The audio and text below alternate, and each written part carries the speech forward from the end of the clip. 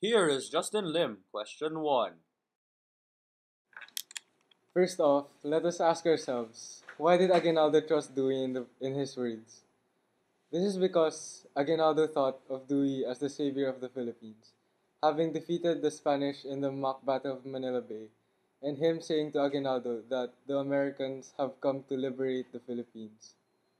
However, when Aguinaldo told Dewey to write down his promise of leaving the Philippines alone, Dewey told him that his word was far greater than any pen and paper. This is where Aguinaldo made his mistake. In modern days, an event that is similar to this is the recent cyber attack on computer systems on the USA and Saudi Arabia.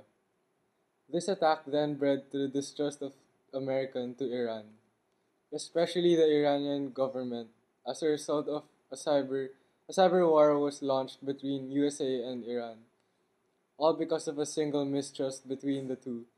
Just like this cyber war, Dewey's words and refusal to write down the promise bred distrust towards him by Aguinaldo. In our society nowadays, people tend to mistrust or take advantage of someone's trust. Examples are swindlers. Swindlers are those who tend to trick people into giving them what they want, say cash or credit cards, once they have gained their trust, although at times, stealing is also evident. In a parallel comparison, Dewey is just like a swindler, betraying the trust of Aguinaldo by telling that he made no such statement that he promised to leave the Philippines alone. In order to have prevented this, Aguinaldo could have persuaded Dewey to write down the promise, instead of just going along with the flow and following Dewey's words. I myself can also personally relate to this event. I once had a friend whom I thought I could trust. Later on, however, after a cheating incident, he did something which really shocked me. He sold me out to the authorities, although I think that what he did was the right thing. I just thought that it wouldn't have been him who would do it. Here's Jamie Mazzaro with question 2. Proclamation of Philippine Independence. I believe that the proclamation of Philippine independence was not done at the right time. This is because it was done during times of war. This means that the Philippines was like a bright beacon of light shining towards the world, and that it would attract other possible conquerors. Of course, all situations have its pros and cons. With the declaration of independence during times of war, this would have possibly boosted the morale of the revolutionaries, since it has been so long since they had independence from the Spanish oppressors. One of the cons is just like the one that I have mentioned earlier, which is the Philippines prone to possible new oppressors. By connecting this with the present day event, which is the US presidential elections. Another con I can come up with is somewhat giving false hope to the people. During the weeks or months before the presidential elections in the USA, people are in constant disagreement with one another. Some would say that Romney would have more votes, while others would say that Obama would have more votes. In this scenario, the people are getting too ahead of themselves. Just like Aguinaldo getting too ahead of himself by declaring independence. Nowadays in society, there are a lot of people who sometimes get too excited and tend to say things that are not really true. For instance, someone may want to feel like he or she is wealthy, and as a result, he or she tends to say things that are far fetched from the truth. Although he or she may feel good about him or herself, it is actually not good, as he or she is getting too ahead of himself or herself. As a result, it will lead to him or her nowhere. I also sometimes get too ahead of myself. At times, I'm so confident that great things will happen to me. I remember when the PS3 came out and I wanted it so badly. I told myself that my parents would buy it, and I was so sure of it. But that didn't happen. Well, not until last year. I now know that I shouldn't get too ahead of myself.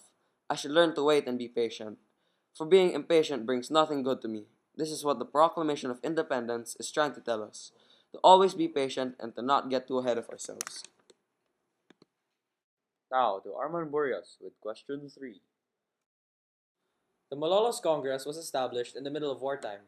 This, in turn, already makes it a wrong timing for the revolutionary government to be established.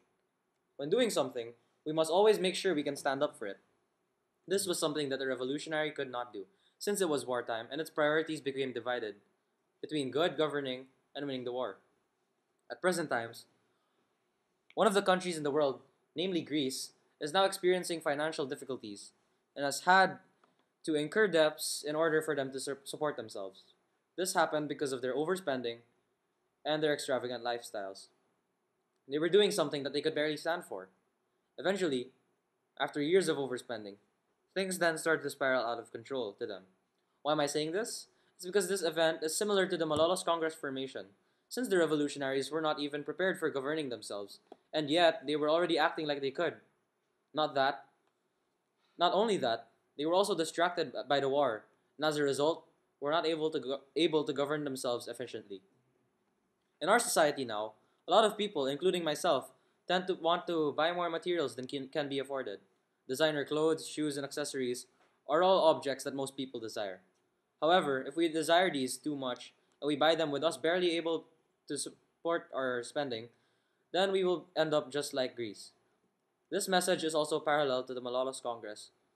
That is to not do something unless we are absolutely prepared for it. Justin Bautista with question 4. The mock battle of Manila Bay happened during the time when the Filipinos were very close to driving the Spaniards out of the country. During that time of our history, the Americans saw an opportunity to take the Philippines under its own flag. They came to the Philippines saying that they were here to support us in our efforts to independence. They came here with a hidden purpose, but we didn't find out until it was too late. Since the Americans helped us fight, we were able to defeat the Spaniards. When this happened, the Spaniards asked the Americans to stage a fake battle just to show the world they were defeated by the Americans and not by the Filipinos. The two armies went into intramurals and shot their bullets and cannons. The thing is, they weren't just shooting at each other. They shot at the sky, the floor, and the walls. The Filipino people felt the adverse effects of this battle: starvation, devastation of infrastructures, and ruined economy. Think of all the money spent on this lie, just to protect the image of Spain.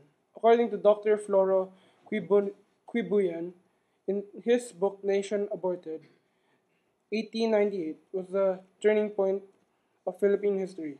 It could have been a victorious start towards independence if the Americans did not enter the scene.